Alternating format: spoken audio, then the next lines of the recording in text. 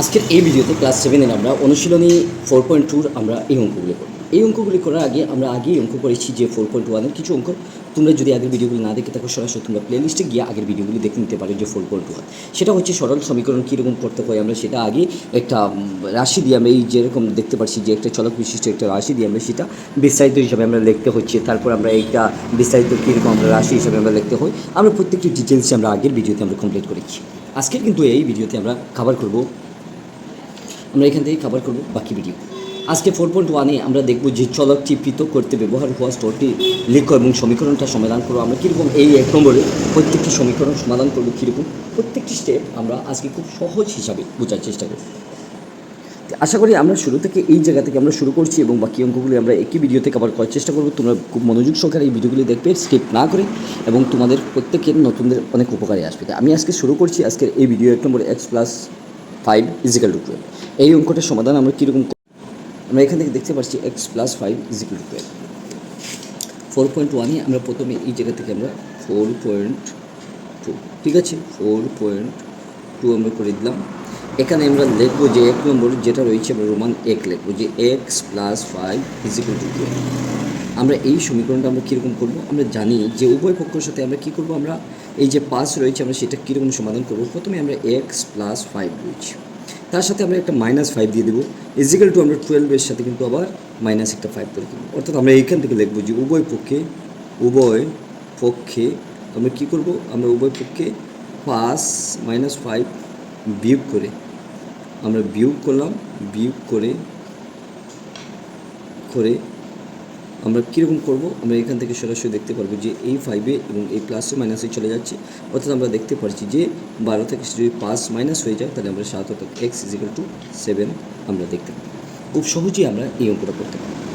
দ্বিতীয় নম্বর আমরা দেখবো এই জায়গা থেকে যে 2 নম্বর যেটা রয়েছে, আমরা এখান থেকে 2 নম্বর দেবো যে x - 7 = 0। এই অঙ্কটা আমরা কীরকম করবো চলো একটু দেখে। আমরা এই অঙ্কটা করতে গেলে সরাসরি আমরা সহজে এই অঙ্কগুলি করে নিতে পারি।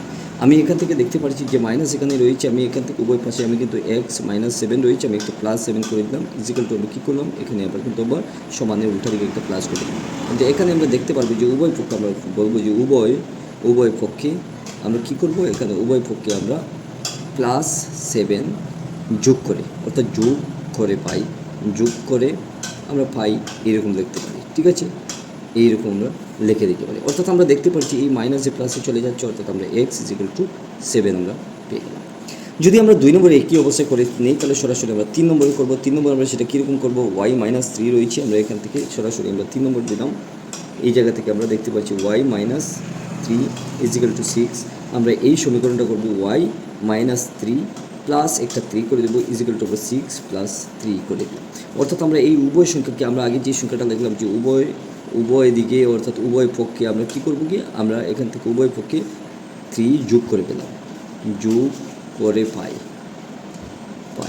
ঠিক আছে, আমরা এখান থেকে পাইলাম। আমি এই জায়গা থেকে যোগ করলাম, যোগ করার পর আমরা দেখতে পাচ্ছি এই 3-এ প্লাসে মাইনাসে চলে যাচ্ছে। এখন আমরা দেখতে পাচ্ছি y = আমরা 9 পেয়েছি। আশা করি আমরা এইরকম প্রত্যেক 4 নম্বরে আমরা সরাসরি কীরকম করবো, আমরা এখান থেকে এই সমাধান করতে পারছি যে 4z + 6 একটা -6 এই জায়গা থেকে আমরা দিলে আমরা -5 তার সাথে কী করবো, আমরা একটা কিন্তু -6 করে দিতে পারি, ঠিক আছে। কিন্তু আমরা একই জায়গা থেকে আমরা দেখে নিব যে আমরা 4 নম্বরটা প্লাস রয়েছে।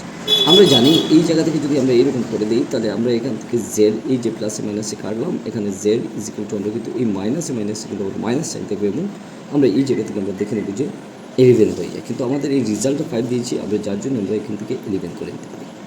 যদি আমরা এই জায়গা থেকে কিন্তু দেখব যে আমরা উভয় পাশে উভয়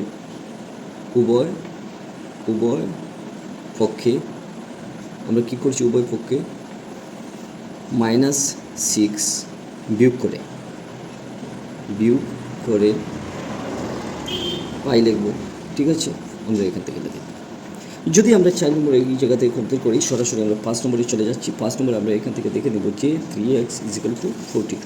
আমরা 3x = 42, আমরা এই অঙ্কটা কীরকম করব, আমরা এখান থেকে সরাসরি দেখে নিতে পারি যে আমরা উভয় সংখ্যাকে আমরা 3 দিয়ে, অর্থাৎ 3x-এর সাথে 3 এবং 42-র সাথে আমরা 3 আমরা ভাগ করে দেবো। অর্থাৎ উভয় আমরা লিখব যে উভয় পক্ষে আমরা কী করব, 3 দিয়ে হরণ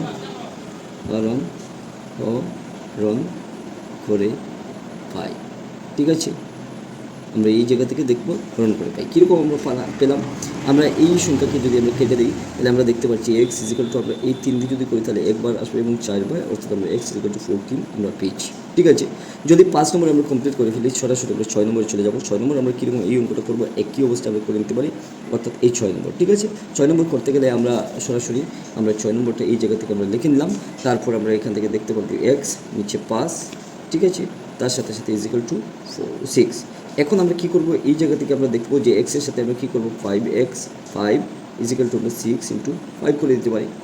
যদি আমরা এই সংখ্যাকে কেটে দিই তাহলে আমরা লিখবো যে উভয় পক্ষে আমরা কী করবো, উভয় পক্ষে আমরা ইজিক্যাল টু আমরা উভয় পক্ষে আমরা 5 দিয়ে পূরণ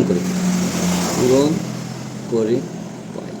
কী পাই আমরা এখান থেকে এই অঙ্কটা পেয়ে গেলাম, অর্থাৎ আমরা দেখতে পাচ্ছি 30 আমাদের উত্তরটা। আমরা 6 নম্বর কমপ্লিট করে ফেললাম, সরাসরি 7 নম্বরে চলে যাব। 7 নম্বর আমরা এই অঙ্কতে কভার করার চেষ্টা করবো, 7, 8, 9, 10। আজকের এই ভিডিওতে কিন্তু আমরা 5 নম্বর পর্যন্ত কমপ্লিট করেছি, অন্য কোনো এক ভিডিওতে 6, 7, 8, 9, 10 পর্যন্ত দেখানোর চেষ্টা করবো। তো আজকের এই ভিডিও তোমাদের কেমন লাগলো, যদি একটু ভালো লাগে তোমার চ্যানেলটা সাবস্ক্রাইব করে রাখতে পারো এবং তোমাদের বন্ধুবান্ধবকে বেশি বেশি শেয়ার করে দিতে পারো ভিডিওটি। আমি প্রতিদিন নিত্য নতুন ভিডিও নিয়ে চলে আসবো তোমাদের সামনে। তোমাদের যত কিছু অসুবিধা রয়েছে, যেগুলো ওকে অসুবিধা হচ্ছে বুঝতে, তোমার ভিডিও নিচে কমেন্ট করে জানাতে পারো। আমি নতুন কোনো এক ভিডিও তোমাদের এই কমেন্ট দেখে বানাবো। আজকের এই ভিডিওটি ছিল অতটুকু, ধন্যবাদ।